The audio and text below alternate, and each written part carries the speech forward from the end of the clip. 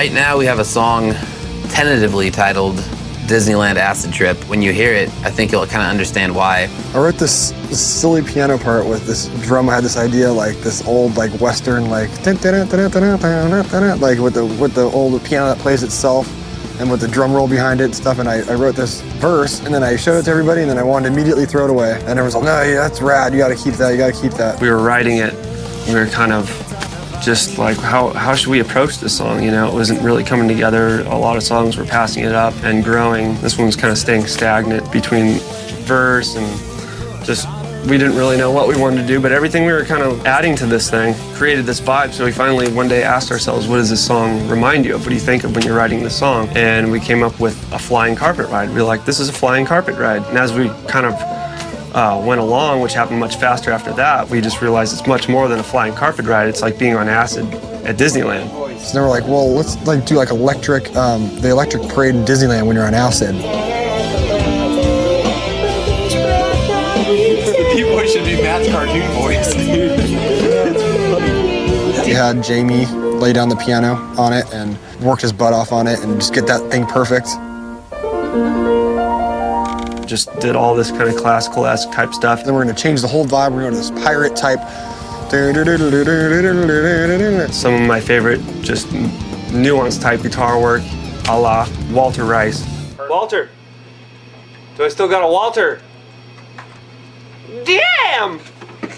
We got a Walter? I'll get him. Oh, you rule things. I get some. You want some water? No, just some Walter. We wanted to have a song that just had a real religious choir to it.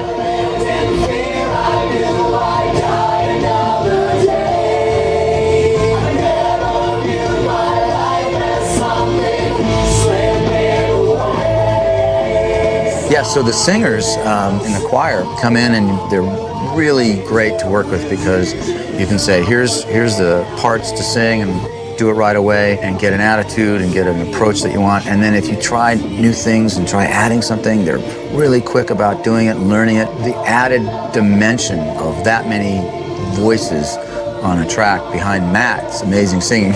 Some of the choir was just going, man, how does he sing like that? It's so great. Do you get vocal lessons? Yeah, that's amazing. Wow. Really? I'd love to learn to sing like that. You guys sound amazing. Thank you so much. Thank you. Thank you all very much. Very fast, very efficient, very beautiful. The song worked out. We were like making this end part, the end groove, and Brian turns to me, he's like, you know what? We should have little kids sing this thing, kind of like, where it's just like real cute. Brought in some kids to sing, which is, you know, a nice innocent vocal sound. And I was like, wow, you know, Jay-Z's Hard Knock Life. I was like, if we made it sound like that with like one or two kids like singing it, like singing their butts off.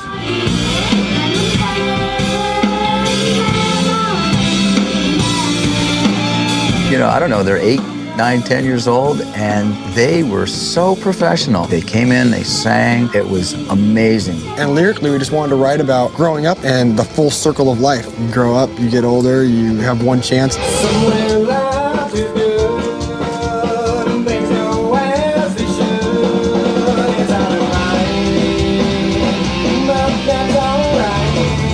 And then the kids at the end are saying something very heartfelt and meaningful, something that's way too intelligent for their age in a way. And that's how we kind of wanted to have these little kids singing this thing, because they're just kind of in the whole energy field, forced kind of repeating life. They're starting up, you're dying, and then you're creating energy for something new to be born. Definitely one of my more favorite pieces on the album. As much as I wanted to throw it out, it became one of my favorite songs, just because it's so enlightening and enchanting and kind of crazy and so many different textures. And I'm just glad we could pull it off.